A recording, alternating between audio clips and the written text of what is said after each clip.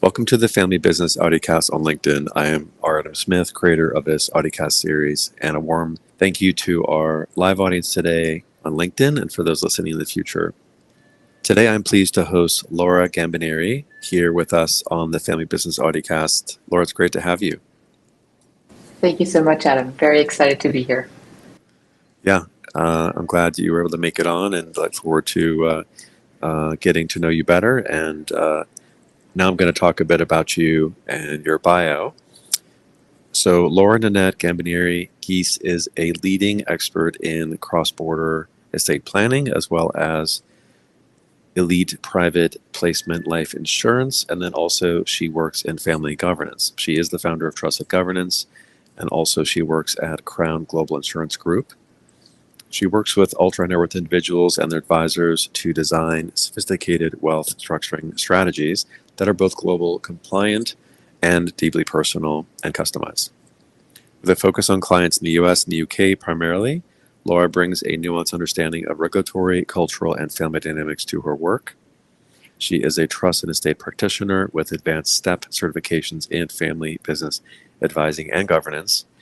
And Laura is known for aligning technical precision with value-based planning. Through her work, Laura empowers families and family offices to preserve wealth across generations while also fostering clarity, continuity, and shared purpose. That's fantastic. We're really great to have you here today, Laura. Why don't we talk a little bit about what you do initially and tell us a bit about trusted governance as well, and then we'll dig into some dialogue. Sure. Thank you so much for the great introduction. I think couldn't have been done it any better. I have been working in the private placement life insurance industry for over a decade now. I work together with my father in a team and some others, so it's almost a little family business. And through this, we have been establishing trusted relationships with many of our families that we work with in the high net worth and ultra high net worth space. And from there, really, we noticed that once you have accumulated a certain wealth as a family or as an individual, you have a lot of doors that are opening for you. The service providers come to you from every angle. Everyone has the best solution, the best structure for you. But what is very often missing is the emotional part. Behind closed doors, we still see a lot of fighting, especially when it comes to inheritance and estates, when someone has passed away. And I love families. I love working with families. And I always found it quite sad to see that a lot of these fights could have been avoided if there would have been better communication prior. And that's what led me to going into family governance several years ago, and then later on establishing trusted governance. Wonderful. Thank you for that. It's a vast industry now, especially in Europe, where the family office structure and the bigger family enterprises have been building for centuries. I think the U.S. and Southeast Asia are catching up now, but in Europe, it's quite a typical thing to have multi-generational families and family offices in Europe, especially in or around Switzerland or Liechtenstein. Tell us about that. That's the Switzerland ecosystem briefly in terms of the larger families. I think, like you said, there's a lot of structuring involved here, not just in Switzerland, but in the EU or probably in continental Europe. Particularly in civil law countries, you have an approach that because we have certain legal frameworks, we can do a lot of things. For example, we can work with foundations, but we have a lot of complicated legal frameworks in place. We've got forced heirship rules or limited recognition of trusts that can make it sometimes a bit more complex on the planning side. So I think here in Europe, what we see a lot, and it's also in Switzerland, is that families very much rely on informal structures and very much on centralized leadership, especially in the first generation. But family governance is becoming bigger and more formal, I think, over the years now. I think the term family governance in itself, however, is still very much too formal for a lot of families. Um, but like you said, there's a lot of family offices that are being established or have been established already years ago over generations, and they are working on their own terms, trying to support continuity, fairness, and really long-term vision with these families. Yeah, for sure. It's a delicate balance between the inter organizational dynamics with culture and the knowledge of certain structuring and best practices, but then like also the urgency or the willingness to make tricky decisions legally or structuring and preparing for next gen. It takes a lot of effort and a lot of planning. I mean, you sit at the intersection of this product design of insurance and also these dynamics of the family. So talk a bit about that. Like you're balancing the technical rigors required in the structuring, but also the interpersonal relationships. So the owners of the family can come together with agreements. I think that's a very good question or a good point, because you always want to look at the intersection of product design and the family dynamics, right? The technical side are things like ownership structures, control, access. They really solve the what and the how, whilst governance is more what answers the why and the who in a family. And if you skip that part on the governance side, even the most technical, perfect structure could fall apart. So we always start with the family. We ask about their goals, their values, how they make decisions, how they communicate now. And once we understand that, we can reverse engineer the technical structure to support these kind of dynamics, not the other way around. We also try to build in flexibility, because families evolve and they change over time. So what works today may not work in 5 years or in the future, especially when the new generations step in. And very often, we or I find myself almost acting as a translator. So we speak to the legal and the tax teams, trying to understand the family's real needs, and then translating in between, helping the family understand what this structurally actually means to them and how it can benefit them in the future, and vice versa.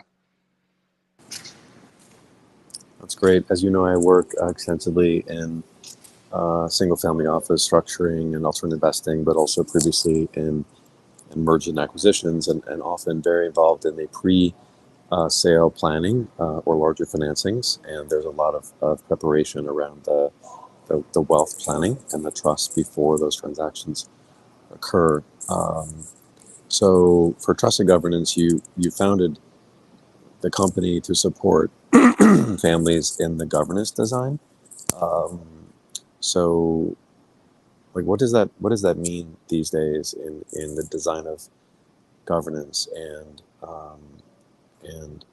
I guess how do you infuse the technical wealth structuring into the governance so that you're protecting, helping your clients protect the wealth as they, especially as they're moving into a large transaction, let's say in that context. Mhm. That's a good question. I mean, if we think in theory, right, you would say that these work hand in hand, the governance and the technical structuring. Governance sets the direction. Like I said, who's involved, what are the values, how designs get made, and the structuring is there to support that with the right tools. In practice, and you've probably seen this as well, they are very much often handled in silos. You've got the lawyers or the tax advisors really focused on efficiency and effective, efficient structures, and the families trying to focus on trust, on fairness, on relationships between the generations or between the different individuals. And then when these two sides don't connect, it creates the problem. Structures can become too rigid, family members might feel excluded, or there's a mismatch between the legal ownership and the perceived roles, like, oh, I own these shares, but I have no idea what I'm actually supposed to do with them, right? And that's then where we as trusted governance try to step in. We try to bridge these two worlds, We make sure that the structures really reflect the family's intent and not just the tax code. So we facilitate conversations, we clarify roles with them, we connect the dots between, trustee appointments, voting rights, things like family charters, councils. It really gets down to sitting down with each individual of a family, really understanding them, what keeps them up at night, and then bringing the family together. And if that is done right, then the structure becomes a platform for good governance and not a barrier to it. Nice. That's good. And these projects can take months or a year, no? Like Oh, what is yeah. the range of planning for the complicated families? Let's say a more complicated family. Give us an example or framework of that. Let's say multi-generational, G1, G2. Let's say there's a large illiquid asset. Could be a cross-border company. There's different domiciles. There's different tax and estate planning. There's waterfall distributions. There's multiple children. There's children in the company. There's children outside of the company. There might be a former wife or husband. So let's say a more complicated. Walk us through that the range of that project on the more complex side for a couple minutes. it it can get really complex, like you said. The more members that you have in a family, the longer it takes. It's funny because or initially when you start working with a family, very often they try to set a timeline. They say, I want to get this done in 3 months, or let's get this done by the end of the year. I want to get this out of the way. And a lot of them don't understand initially how much work actually goes into this. And there's different factors involved. Of course, not every family member is always in the right headspace to have these deep conversations, to have these interviews. So on one side, you have to keep it professional. You need to make appointments. You need to make sure that really everyone is committed. But on the other side, you also need to be flexible. There's things that can come up, family events, sicknesses, illnesses, trauma, you name it, vacation. And then people need time to prepare for these things. They need to reflect. I usually say don't expect any real changes before working for 12 or 18 months. And then these projects are really meant for a lifetime. So it's not about me holding their hands for the rest of their lives, because I don't have the time for that either.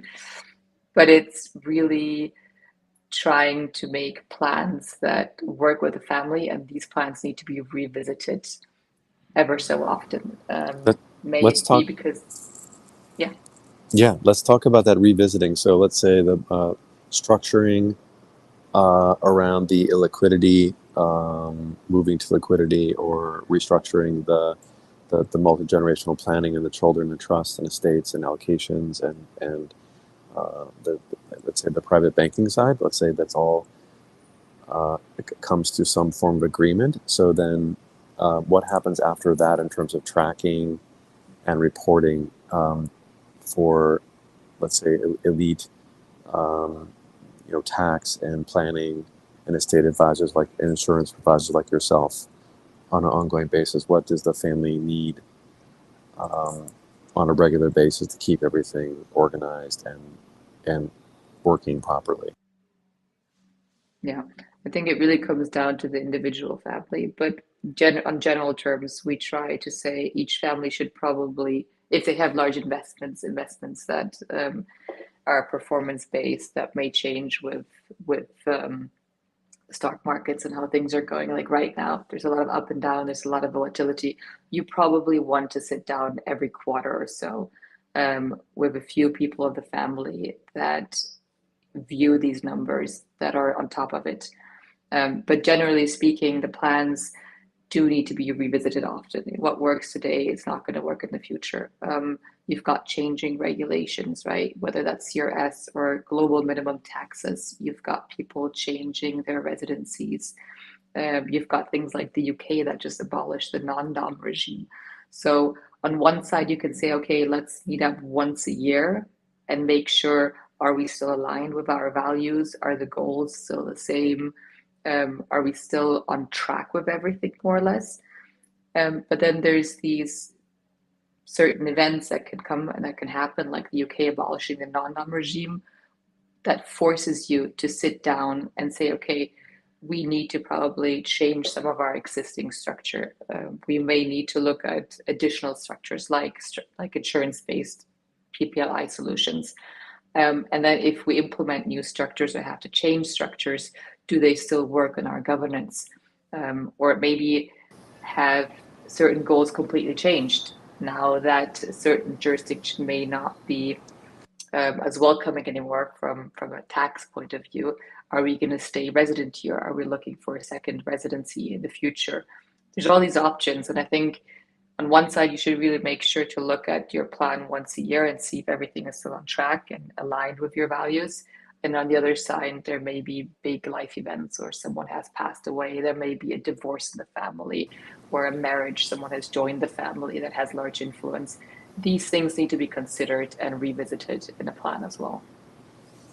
Right. What are some of these overlooked risks, let's say, in the cross-border estate planning when you look at different domiciles to avoid unnecessary taxable events? What are some of those risks that you all highlight?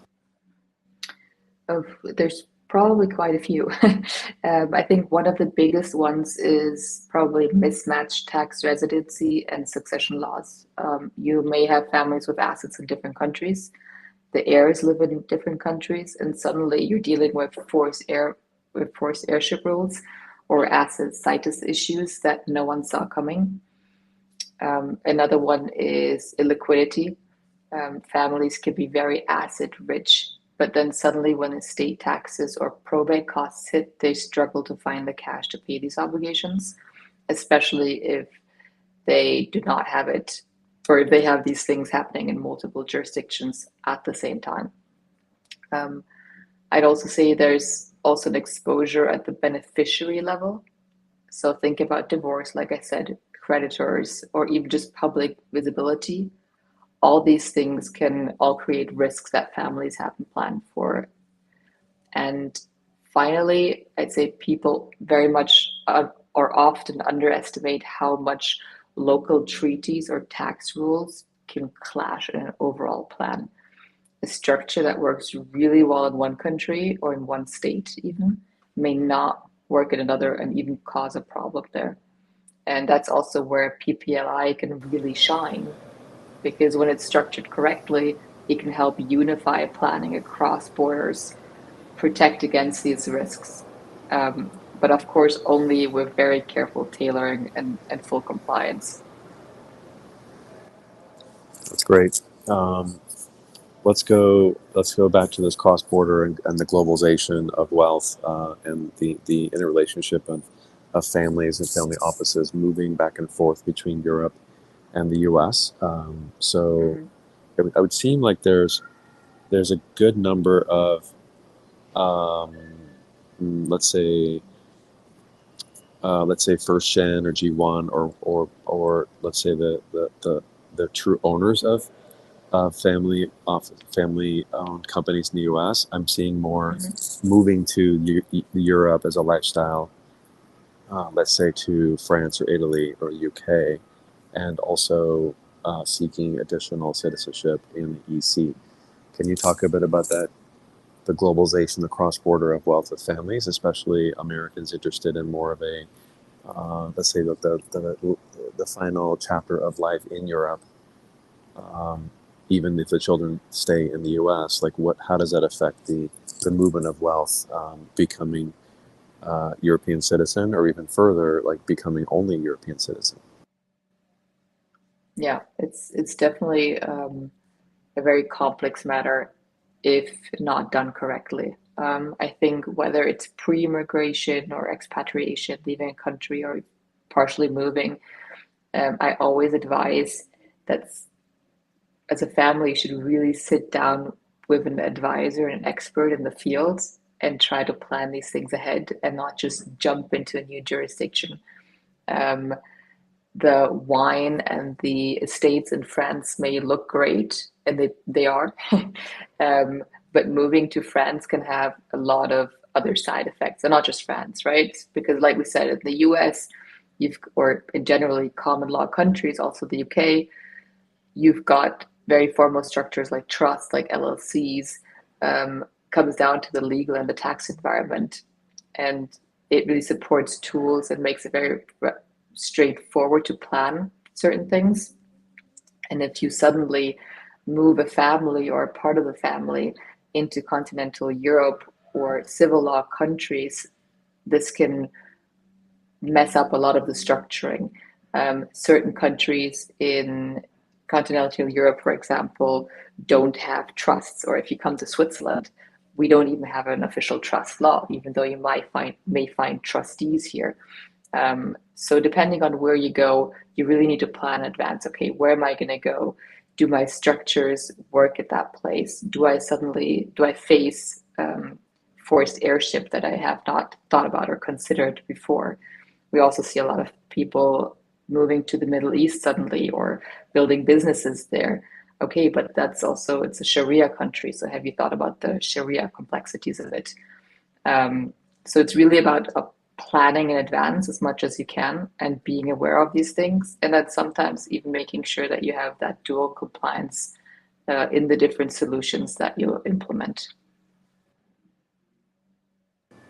And you work in a family business yourself, right, or with your family, and so that must be helpful to, in a sense, think of your own dynamics and think of the longevity of family relationships and family businesses. I often like to talk about legacy in this podcast. It's really the core theme overall is the importance of legacy and also the different approaches and mindsets of legacy. So I'd like your own views on legacy relative to a family held business, first of all, and maybe just kind of talk about it more generally in terms of the marketplace and the client's own views on legacy and like what it means to them. Yeah, it's a good question. I think for me, it's always been very natural, right? I've been working with my father um, for over a decade now. So for us, it's always been a very natural process, and we're an extremely good team um, when it comes to working with other families, whether it's on the insurance side or on the governance side. And I think people notice that and they appreciate it. And because they see us working so well in a family, they often ask, okay, how do you do it? And how do you not fight? And we always say it's really about open communication.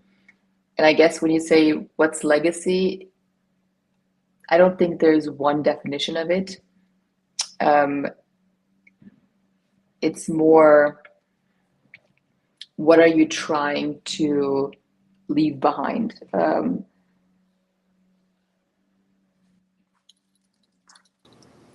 Yeah, exactly.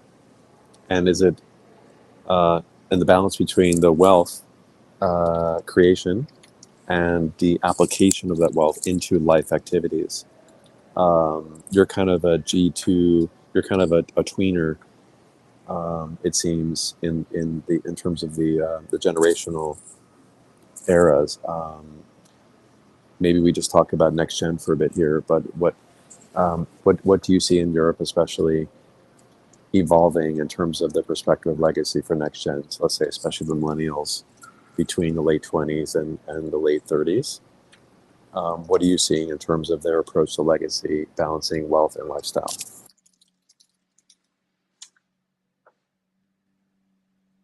Yeah, that's a good question. So I think legacy, like I said, it's what do you want people to remember for you, right? What values or principles guide you?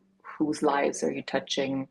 What are you building or nurturing that will outlive you? And I think very much the next generation is thinking about that. That you see that they're very climate conscious. There's also a lot of climate conscious investing.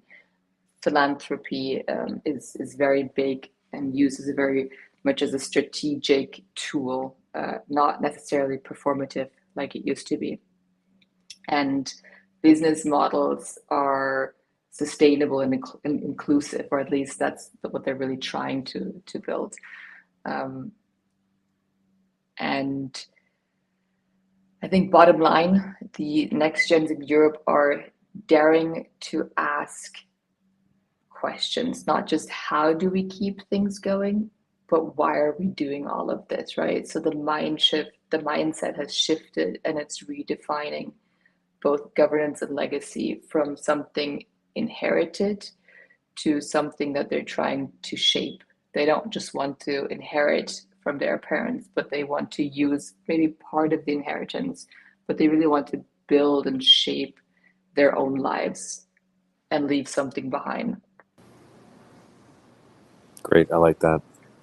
Um, you can reach Laura Nanette Gambinieri on LinkedIn directly. You can also find her at Trusted Governance LLC, or if you're in Zurich, pop her a line if you're a family office or family held business. And also, she is at the Crown Global Insurance Group, also in Zurich. A wonderful city, beautiful, and a great place to visit. Um, I noticed You should also in, definitely visit. yes, I love visiting. I actually was there the week of the Credit Suisse crisis, so there was a lot of movement going around, and the fancy chocolate and restaurant across the street was quite busy. People Yeah, were doing lots of meetings and talking and figuring out life. Um, right. Juxtaposed against the stoic Pictet office across the street. Yeah, I know which one. It's a lovely place. Yeah, and the hotel they renovated next door, right? I think recently. Correct. I think the Mandarin Oriental. Nice. Yeah. So on LinkedIn, one last comment here. A couple months ago, you did a post about collaboration and how it's important for professionals to work together within this competitive industry. And I thought that was a really great post. I'd like you to Thank you. talk about that briefly, thinking about how you collaborate within the vendor and advisor ecosystem for family offices and family enterprises.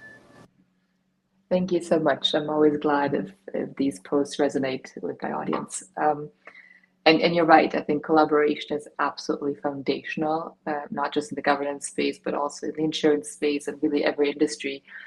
Um, but on the governance side, I mean, it's not a solo sport, right? It touches governance such as legal frameworks, tax and structuring, family dynamics, emotional legacy, business strategy. These are all very different disciplines, but people should collaborate. So you have lawyers, wealth planners involved, governance advisors, even therapists, and they all need to be in sync with the family and the family values.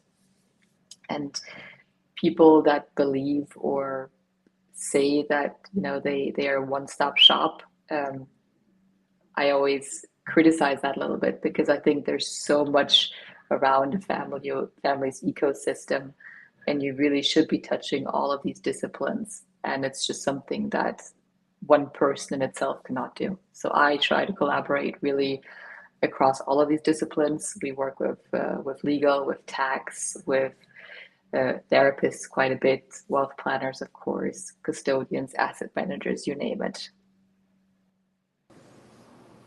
Great, quite a vast ecosystem, especially in in Switzerland, Zug and Geneva and Zurich, of course, Liechtenstein, Vienna.